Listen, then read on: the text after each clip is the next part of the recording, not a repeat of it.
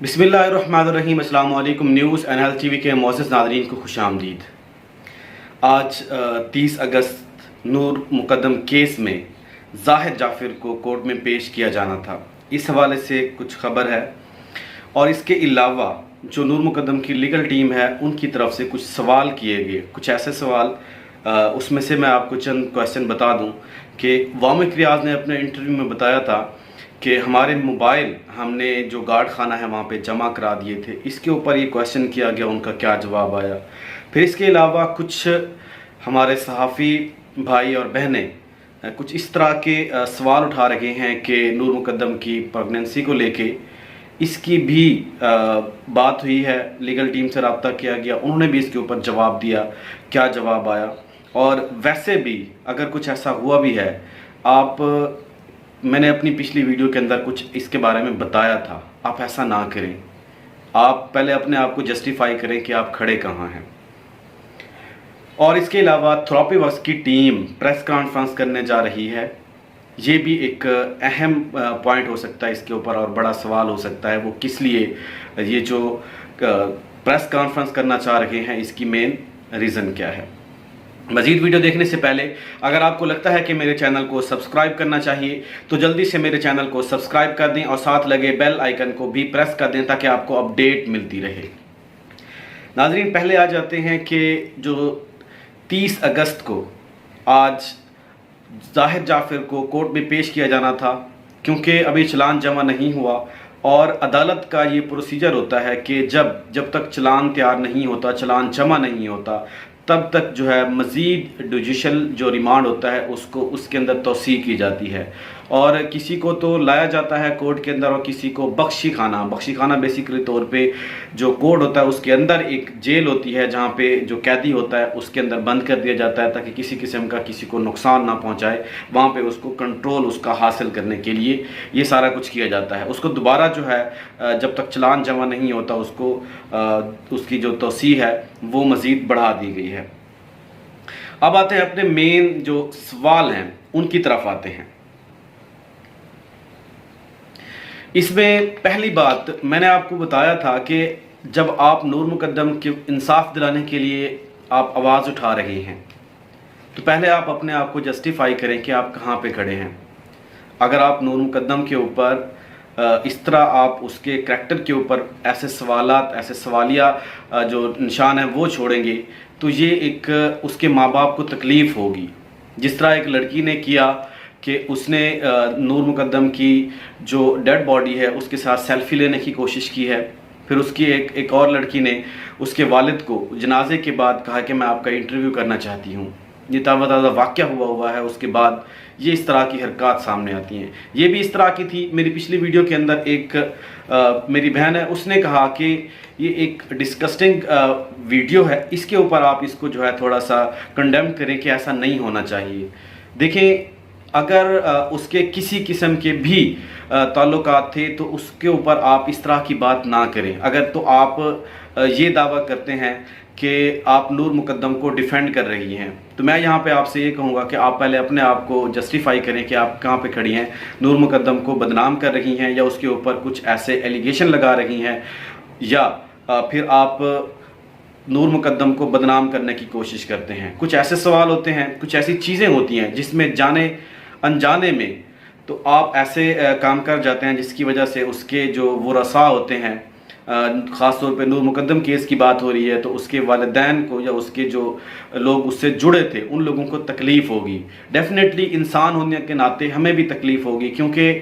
ایک لڑکی اس کے ساتھ اتنا برا ہوا، اس دنیا کے اندر ہم نے اس کی جوانی چھین لی،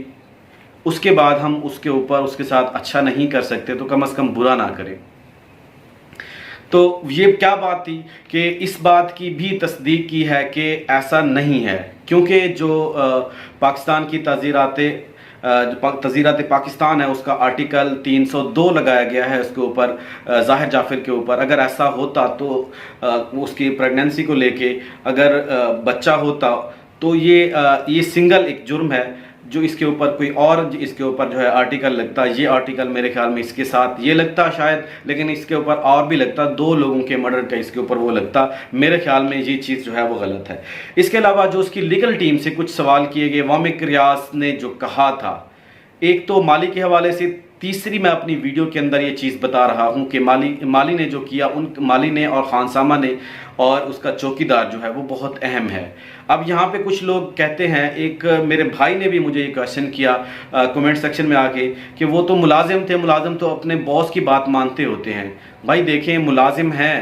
ٹھیک ہے، لیکن انسان تو ہے نا، اگر ان کا باس کسی کی جان لے لے گا تو کیا یہ اس کا ساتھ دیں گے چند پیسوں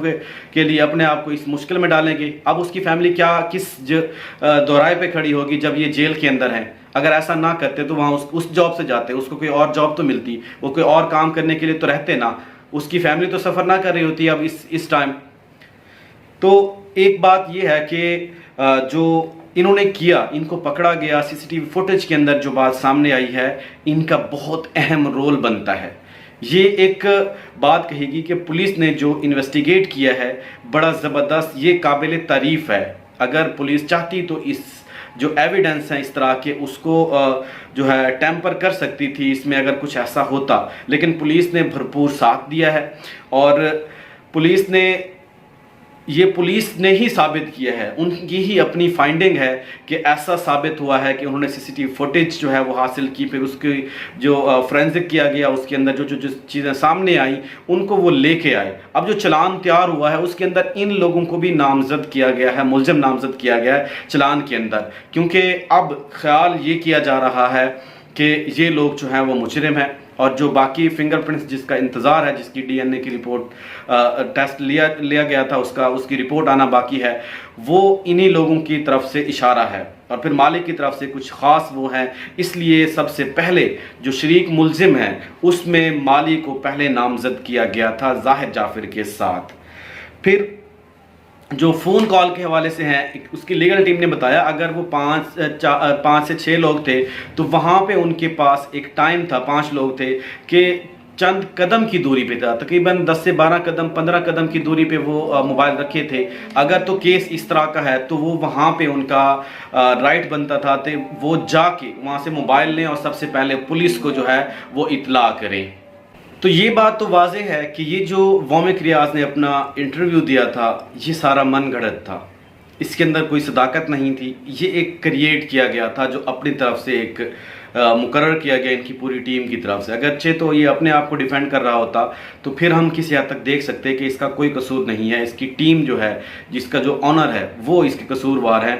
یہ لیکن اپنی پوری ٹیم کو ساتھ لے کے چلنا چاہ رہے ہیں، تو اس لیے اس کے اندر کچھ ایسے جھول ہیں جو ویلڈ نہیں ہے، جس پہ پتہ چلتا ہے کہ اس نے جو ہے کتنے جھوٹ بولے ہیں۔ پھر آگے ایک اور انفارمیشن ہے کہ تھراپی ورکس کی ٹیم پریس کانفرنس کرنے جا رہی ہے۔ یہ کل کی نیوز تھی، کسی طرح میرے اس سے مس ہو گئی، میں نے اپنی ویڈیو کے اندر جو ہے اس کو شامل کیا ہوا تھا، ویڈیو لمبی ہونے کی وجہ سے جو ہے میرے خیال میں مس ہو گئی۔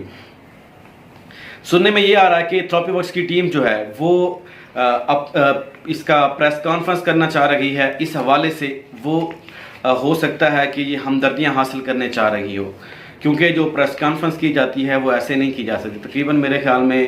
جو بتایا جاتا ہے کہ اس کی ایک فیس ہوتی ہے، کہ ایسے نہیں کوئی منہ اٹھا کے آ جائے اور پریس کانفرنس کرے، اور اس کے لیے جو فیس ہوتی ہے، اس کا جو موقف ہوتا ہے، اس کو سننے کے لیے تمام جو میڈیا کے ایسے جو بڑے بڑے ادارے ہوتے ہیں ان کو بلایا جاتا ہے، تاکہ میڈیا جو ہے اس خبر کی، اس کے جو ایویڈنس ہے یا ان کی بات ہے، ان کی بات کو لوگوں تک پہنچائے۔ یہ سارا کچھ جو ہے اس کے اندر شامل کیا جاتا ہے۔ تو آج کی ویڈیو کے اندر جو چیزیں ہماری سامنے آئی تھیں وہ یہ تھی کہ وامق ریاض نے جھوٹ بولا، مالی، اس کے خانسامہ، ان کے اوپر جو فائنڈنگ تھی پولیس کی وہ بڑی اچھی فائنڈنگ تھی، ان کا اہم رول ہے۔ اور اس کے علاوہ جو اس کی تھراپی ورکس کی ٹیم تھی انہوں نے بھی ایویڈنس کو جو ہے ٹیمپر کرنے کی کوشش کی ہے، جو سی سی ٹی وی فوٹیج سے انہیں باتیں چلی ہیں پتہ، ساری پولیس کی جو انویسٹیگیشن ہے۔ اب چلان کے اندر باقاعدہ طور پہ ان سب کو جو ہے ملزم نامزد کیا گیا ہے۔ یہ ایک اچھی جو ہے پولیس کی فائنڈنگ ہے، اور یہ ایک قابل تعریف ہے. اس کو پولیس کی جو ہے اچھی کاوش کہنا اور اس کی تعریف کرنا بنتا ہے، کیونکہ جہاں پولیس غلط کام کرتی ہے وہاں پہ بھی لوگ اس کے اوپر انگلی اٹھاتے ہیں. جب وہ اچھا کام کرے تو ان کی تعریف کرنی چاہیے، ان کی حوصلہ افزائی کرنی چاہیے تاکہ وہ مزید اچھے کام کریں اور سچ کا ساتھ دیں، تاکہ کوئی بھی شخص جو ایویڈنس ہو، جو انصاف ہو، اس کو ٹیمپر کرنے کی کوشش نہ کرے. تو یہ تھی. اور اس کے علاوہ جو نور مقدم کے حوالے سے جو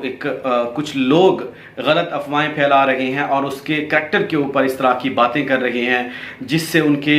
ورثاء کو اور بہت سارے لوگ جو ان سے پیار کرتے تھے ان کو تکلیف ہو، ایسا میرے خیال میں نہیں ہونا چاہیے، یہ نہیں کرنا چاہیے. بہت سارے لوگ کمنٹ سیکشن میں آ کے کہہ رہے تھے کہ جو لوگ ایسا کر رہے ہیں ان کو کنڈیم کرنا چاہیے، ان کو شرم دلانی چاہیے. تو میرے خیال میں ان کو خود کو شرم آنی چاہیے کہ اگر وہ نور مقدم کو انصاف دلا رہے ہیں تو ایسا نہیں کرنا چاہیے. یہ تھی آج کی خبر. اپنا خیال رکھیے گا اور مزید ویڈیو دیکھنے کے لیے میرے چینل کو سبسکرائب کرنا مت بھولیے گا. اللہ تعالی ہم سب کا حامی ناصر ہو. اپنا خیال رکھیے گا اور دعاؤں میں مجھے ضرور یاد رکھیے گا. السلام علیکم.